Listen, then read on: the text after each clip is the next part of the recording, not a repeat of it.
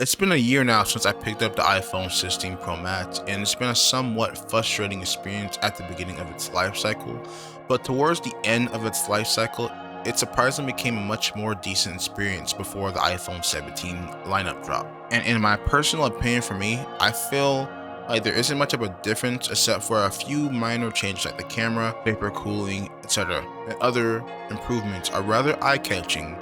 However, I'm not eager to jump at that this time. But let's start this off with one question. Is the iPhone 16 Pro Max boring? Yes. All right, end of video. Nah, I'm just joking with y'all.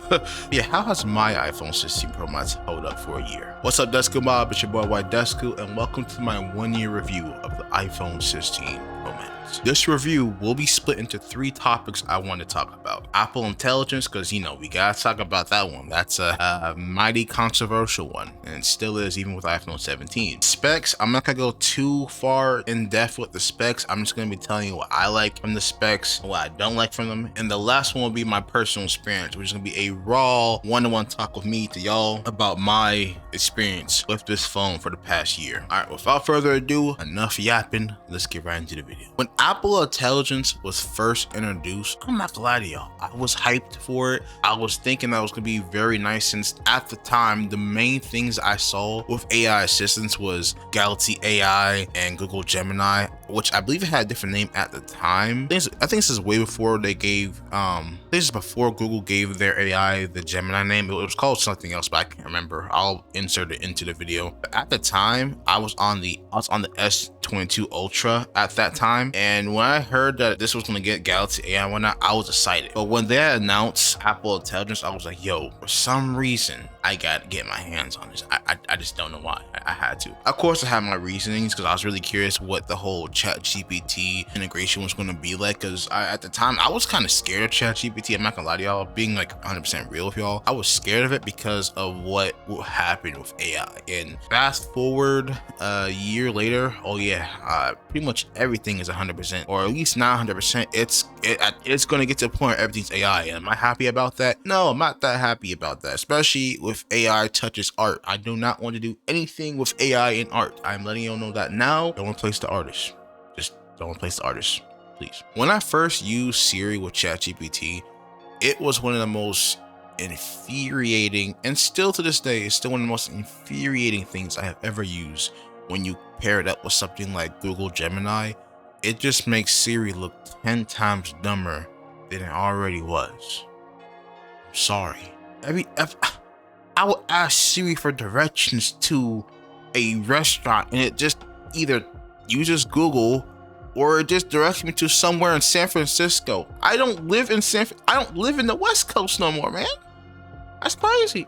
With all the AI features Apple said we're gonna get, we did get a good number of them, which I will mention later on in this video that I use to this day on here with iOS 26, and that's a whole nother can of worms, iOS 26, because when I first got the iPhone 16 Pro Max, we were still running iOS 18, and out of nowhere we went from iOS 18 and jumped all the way to number 26, which threw a lot of people off. I know there were leaks and all the other stuff. I'm not gonna get into that. I think someone actually got sued, I don't know.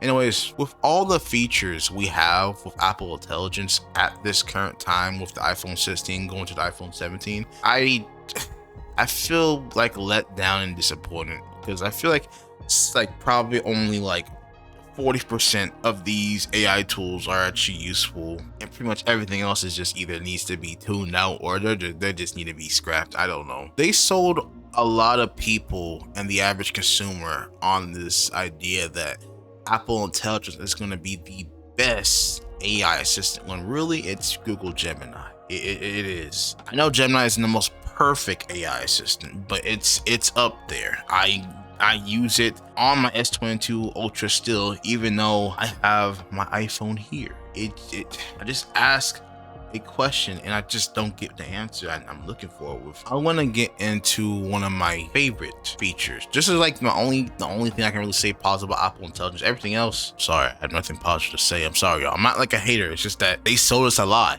They did. Sorry. Apple's version of Google Lens and Google Circle search. Visual intelligence is actually probably my favorite things I've ever used. I am using it right here on my old iPhone 6 S Plus, and as you can see, it works pretty well. I haven't used it on a lot of clothing items, mainly like tech items I have around the house or just appliances I've used it on. I haven't used it on anything other than that. I need to start using it on clothes to see if it works. But it's a pretty good gimmick. It's, even though Google did it first and Android did it first, I love it over here on the iPhone 16 Pro Max. I do. I don't got anything much more to say about Apple Intelligence. It was more like a rant, but I had to get off my chest. I've seen so many creators get their rant out a year ago. I just wanted to give mine a good wait until the iPhone 17 to come out to really just speak my mind, and now I have. I think that's all I have to say about Apple Intelligence. I just hope they keep making improvements on it in the future and it actually becomes as good as Google Gemini. But at this current time in 2025 going to 2026, I can honestly say that right now Google Gemini still wins. All right, and on to the specs. We have a pretty big 6.9 Super Retina XDR OLED display. It's a crisp display. Is it better than what we've seen from the S25? No, but it is a crisp display nonetheless. It has a resolution of 1320 by 2868 pixels. I don't know why Apple keeps doing these weird dimensions. I know Apple isn't the only one who do these dimensions, but man, it makes my head hurt to not just do, you know, I know why we're stuck with these type of resolutions, but still, it bothers me reading them out loud. We have the A18 Pro chip, which I didn't record any like gameplay. I'm so sorry I didn't do that. I've been mainly outside my brother recording this footage, but basically, if I were to sum up the gaming performance of the A18 Pro chip, I'll say it's really good. I play like just simple mobile games that most YouTubers play on here. Too many YouTubers do that. It's the same shtick that we see every time a gaming performance video come out, which is, you know, those are the main mobile games, but still, you know, we don't got the most craziest games to show, which it's good. It's good. Their chip is pretty efficient for when it comes to type of stuff. Of course, the overheating is still an issue, but I know if I had the iPhone 17 Pro Max, that would be a different story, but I digress. All right, next up for cameras, we have the rear 48 megapixel cameras, and we have the 12 megapixel telephoto camera here. And for the front facing camera, we have a 12 megapixel camera. I really wish they bumped that up some, but it does take pretty good portraits. I have some portrait and video on here, the best I can put out. I'll put out some stuff that I recorded in the past to show you what the iPhone 16 Pro Max camera looks like, and it's a great camera. I'm not disappointed with it at all. It's still a very solid video camera. In terms of photo, it does pretty well for photo as well. I know in low light situations it struggles horribly. I don't know if this is gonna be fixed with the iPhone 17, but if I ever get one in the future, I will let y'all know. Of course, the same way I'm doing with this review now. As of right now, this is the best I can do with the camera, and I'm not disappointed with it personally. As for design, we all know that the iPhone 16 Pro Max has that titanium design, and it's the last iPhone with that titanium design. Oh, minus the iPhone Air. The iPhone Air has some recycled titanium, but I know it's like the last fully titanium phone that Apple has ever made. At least until they make another decision where they change stuff up. I don't know why they went back with aluminum, but I really like the titanium thing they had going on. It looks nice. I like it. Now, the operating system that the iPhone 16 Pro Max had when it first came out was iOS 18. Everything from iOS 18 to iOS 26 has been one of the most buggiest experiences I think I've ever had. I am not even kidding. I don't know if I'm the only one who's experienced this, because I don't know, I haven't really looked at that many people's experiences with the battery, but the battery with the iPhone 16 Pro Max was like the best thing since I've had the iPhone 13 Pro Max. That was the last iPhone I've ever had that had great battery life, and the 16 Pro Max almost topped that. But with the updates I had to do over time from the 18 to 26, the battery life has gotten worse and worse, and it's more noticeable day by day. On top of Apple Intelligence too, and the gaming and whatnot and multitasking, it's been taking a huge toll, because I'm a power user, y'all. I'm a power user, you know. So dude, when it comes to some OS updates that Apple been doing, it's been very experimental. Has it been anything groundbreaking? No. But has it been like breaking these iPhones? Yes, they have, and they've been putting out patches and stuff, but things either break from that or it just keeps getting worse or it gets better. I don't know. At this moment, I have stopped doing any type of like extra stuff when it comes to the OS updates, and I'm just waiting for, you know, the most stable of updates to come out, I guess, because of course, I'm an eager guy when it comes to like trying out new things. And iOS 26, I've had so many bugs, but I'll get into that later in the video. All right, now I'm gonna be going off my raw experience with the iPhone, and hey, probably just gonna be seeing me for the rest of the screen. I'm gonna start when we got the full version of iOS 26. I'll start there. So with iOS 26, with liquid ass, I'm just going with the memes, y'all. I'm just going with the memes. I'm not trying to be mean, but with liquid glass, I do like the aesthetic of it. I'm one of the guys who do like it. It's nice. Is it groundbreaking? No, I am not dumb. I know it's not groundbreaking. Is it visually nice? Yes. Is it causing my phone to lag more than I've ever seen an iPhone lag in my life? Yes. Yes, it has. It's different. It's what I would say it's 2010 again. If I were to rate iOS 26, I'll probably give it, in general, a 7 out of 10.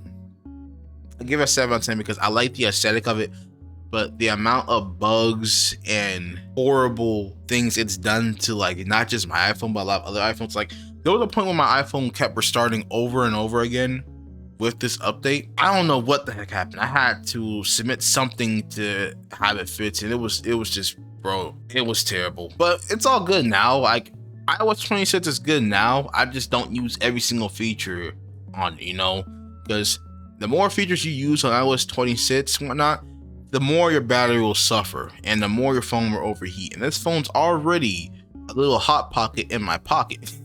So yeah, that's as honest as I'm gonna be about iOS 26. I like it. Is it anything crazy? No. I hope they improve it, and they're sort of, not really. I mean, they added a feature where you can like disable liquid glass, which is nice for people who don't like it. Will I use that feature to turn it off? Maybe if I keep noticing like the performance dips and stuff. I'm still testing these things as we go for my own personal testing, but it's fine. It's nothing. I don't know what to say. It's not crazy, but it's not bad either. It's not the worst thing, you know. At least that's how I see it. Now, in terms of the camera button, I wanted to talk about it so bad because I've seen so many people saying it's the most useless thing on the iPhone. I would agree, like back when the original reviews came out on the iPhone 16 Pro Max, but I feel like nowadays content on this phone, this is like my main content phone now, even though 90% of this review was shot with a S22 Ultra. The camera button is useful for me personally. Only speaking on my own experience, I use it whenever I need to take photos. I use it whenever I need to shoot YouTube videos, vlogs on my phone, because I don't really care about bringing a whole big camera in public whenever I need to vlog something on my vlogging channel. I just pull this out. This is a great vlogging camera. If y'all saw the footage earlier in the video, that was actually footage when I was vlogging, you know, obviously. But yeah, this thing has basically become a vlogging camera for me at this point with how good it is. And with a camera button, it just makes this thing feel like a pocket camera, you know what I'm saying? I don't know if anyone will agree with me on this. Probably people disagree and say, yo, the camera button is still trash, and it's fine if you feel that way. I get it. It's nothing revolutionary. It's not. It really isn't. You can literally use the action button to just pop up your camera, and I'm not gonna be here to glaze Apple when I know there's serious flaws with the decisions they make in their phones. So that's, I ain't getting invited to no Apple events, my guy.